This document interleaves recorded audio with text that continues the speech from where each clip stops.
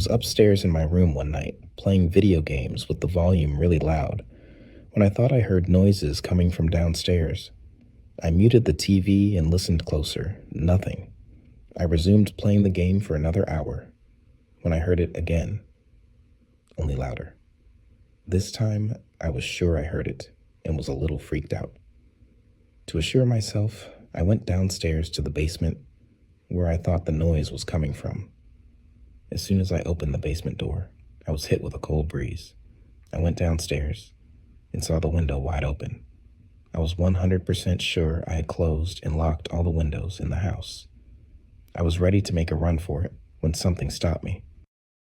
I turned around and for the first time, noticed that the closet door was slightly cracked open. I stood for what seemed like 30 minutes in front of that door, debating whether I should open it. I moved closer and put my hand on the doorknob. All of a sudden, I heard a creepy crackle coming from inside the closet. I have never run faster up a flight of stairs before. I locked the door and called the cops, who had an unusually fast response time. They came in and searched the house. Not even 5 minutes into their search, I heard a gunshot from downstairs. A few minutes later, they came out with a deranged-looking man, probably homeless. They put him in the back of the car and told me that when they had opened the door, the man who was holding a gun shot at them and missed. Luckily, the cops disarmed him and arrested him. The scariest part was how close I was to opening that door and likely being murdered.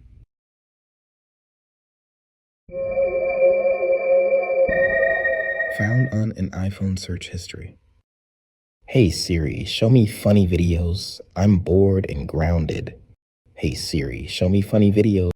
Hey Siri, show me funny TikToks. Hey Siri, show me videos of people falling. And it's funny. Hey Siri, show me videos of people getting hurt. Hey Siri, where can I find someone to hurt my parents? Hey Siri, what is the best way to hurt someone? Hey Siri, where can I buy a hammer? Officer Miller sighed heavily. The dead bodies in front of him must have been Mr. and Mrs. Stevenson, although with the decay, it could have been anyone. Neighbors had called police about a terrible stench coming from the apartment. He was no detective, but it looked like the young son, who was still missing, may have been involved, and it broke his heart. He knew this family, and while the Stevensons could be tough on their son, they loved him. The officer went for his radio to call it in when he felt a blow to the back of his head. His vision started to go dark as he heard, "Hey Siri, what's the best way to get rid of 3 bodies?" They say it takes 2 days before your cats will eat your body if you die. Well, I can tell you that it's longer than that, but not by much. I have 5 cats. Yes, 5. My fiance and I started with 1, then graduated to 3 after a friend started having allergic reactions and had to give his 2 up. Then the same happened a few years later with one of her friends. Now we're at 5. It's too many cats in my opinion, but what can I do at this point? They're here to stay, and I love them, unconditionally.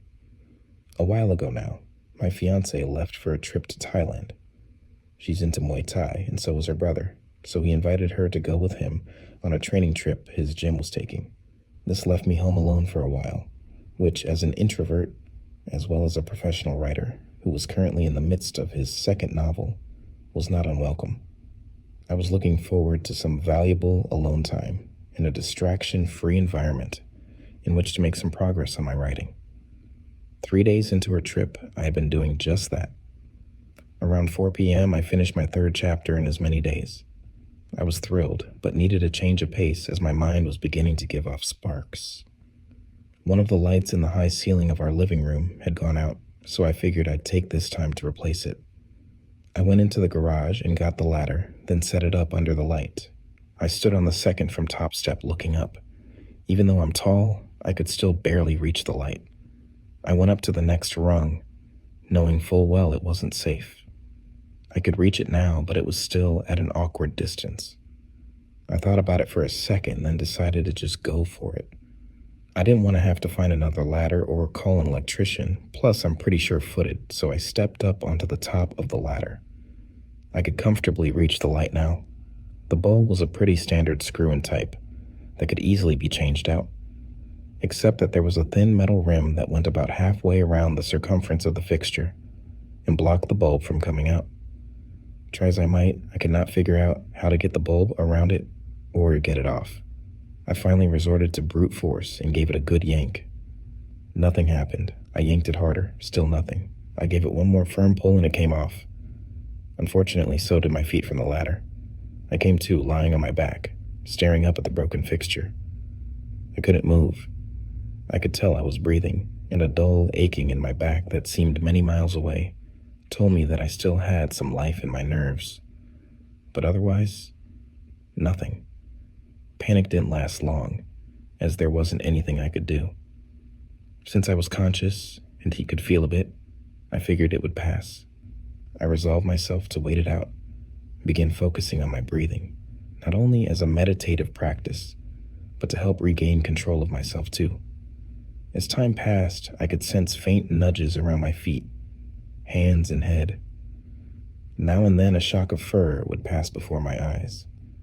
Once my breathing became more difficult, and far off somewhere I could feel 4 little paws on my chest.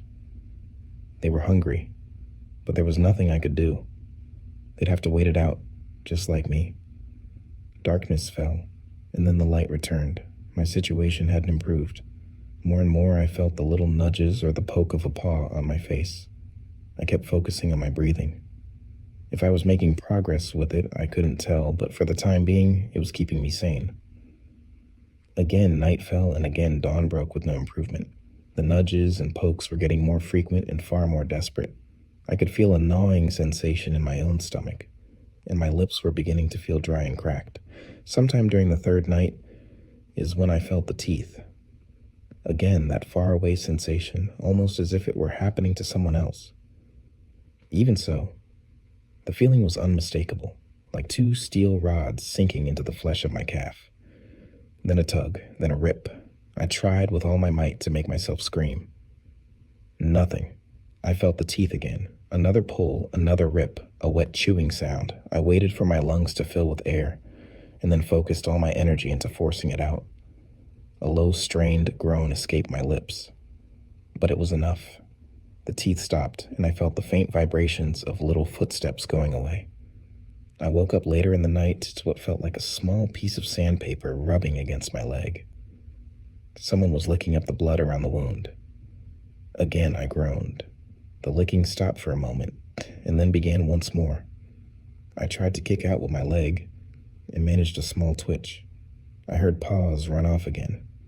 It was starting to feel like a small fire was smoldering in my leg. Just embers for now, but it wasn't good.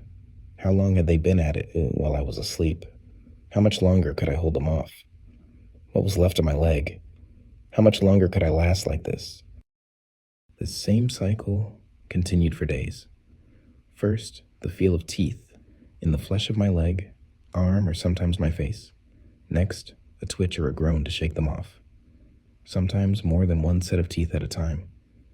Sometimes they wouldn't leave. I could feel the wetness of blood on parts of me. I could feel the small embers of pain and infection all over. My stomach felt like it was filled with nails. My mouth was like hot sand. I was growing weak. With what was now left of my sanity, I tried to count the days I'd been lying there. She must have been close to returning home. It must have been long enough that someone knows something's wrong. I had to be close to the end. It was hard to tell, though. With the sensation of 5 little sets of teeth, all tearing at 5 different parts of me, concentration was in short supply. I wanted to shake them off, but I was so tired. All I wanted was to rest. I forgot about my breathing. My eyes began to go black. My thoughts began to fade. Far off somewhere, I heard the rumble of a car engine. I heard the jagged metal grinding of a key in a lock. I heard hinges creak. I heard footsteps. I heard screaming. It's 2:49 a.m. I lie awake in bed, lying on my right side. My wife is behind me. She's awake, I can tell. I can feel her staring at me from behind. She's always been a night owl, but tonight feels different. She feels wrong. She's breathing heavily. I should check on her, but for the life of me, I cannot bring myself to turn around. I can feel her moving closer to me. She moves ever so slightly, and I can feel her touch the back of my hair. Is she caressing me? The hairs on my neck are standing up. Why is her hand so cold? I can see the door to my room through the darkness. My entire body just wants to jump up and run to it. I can't do that. I'm being silly. She's right behind me. I can smell her breath. It's horrible. I've never smelled her like this before. I can feel something pressing into my back. Is it a knife? It doesn't feel sharp. I've got to do something. I decide to jump up and turn the light on. But right before I do, the hall light turns on. I can hear my wife coming up the stairs, and she's on the phone with her mom. I can hear her crying. Apparently her grandpa died earlier today. He never liked me. Maybe that's why he decided to pay me a visit tonight.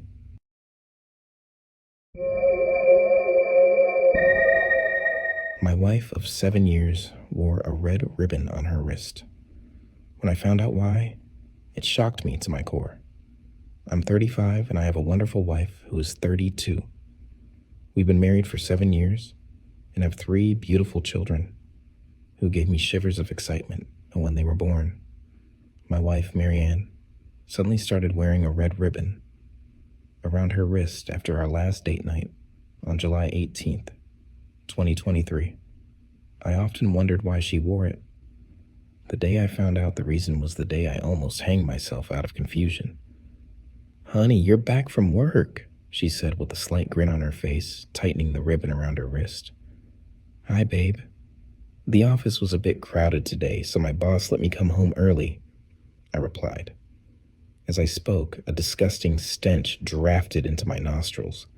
I immediately gagged, wondering what the hell the smell was, and noticed it came from where my wife sat. "Babe, what is that smell?" I asked, pinching my nose in disgust.